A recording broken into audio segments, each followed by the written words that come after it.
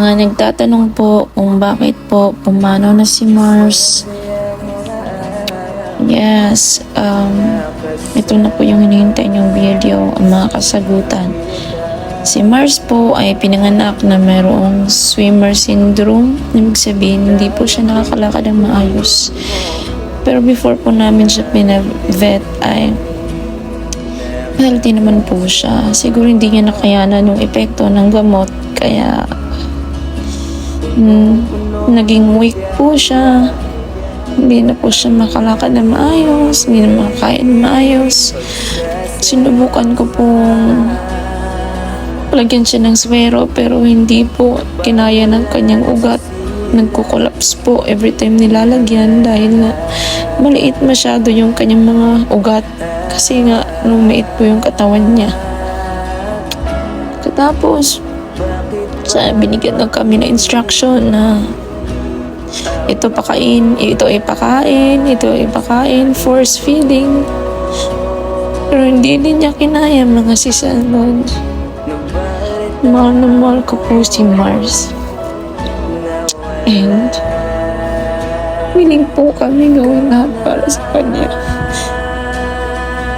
Pero ngayon nga, hindi niya kinaya. So,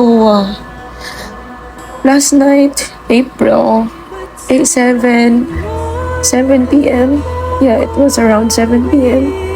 Dinner time. Sa kamay ko po siya nilagutan ng hininga. Kanyang last breath, ako po yung humawak sa kanya. Napakasakit isipin na mawalan ka nung nakamahal mo alaga. Kasi mga sisaloids parang tunay na anak yung tingin ko sa kanila. So yun,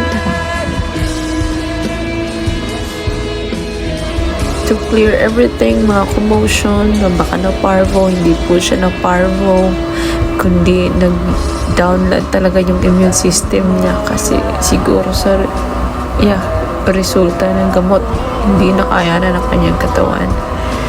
So we decided na iparest na po yun si Mars sa taas na lang sa rooftop. So ginawan ko po siya ng kanyang tahanan sa taas.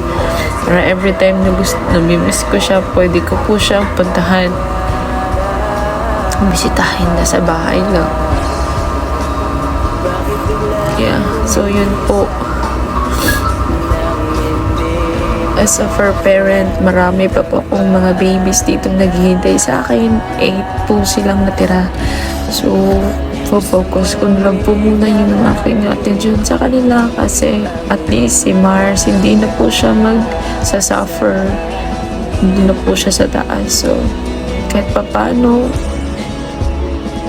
masaya na din ako kaysa naman mag-suffer siya dito. So yun lang mga sister Lords. Maraming salamat sa panonood.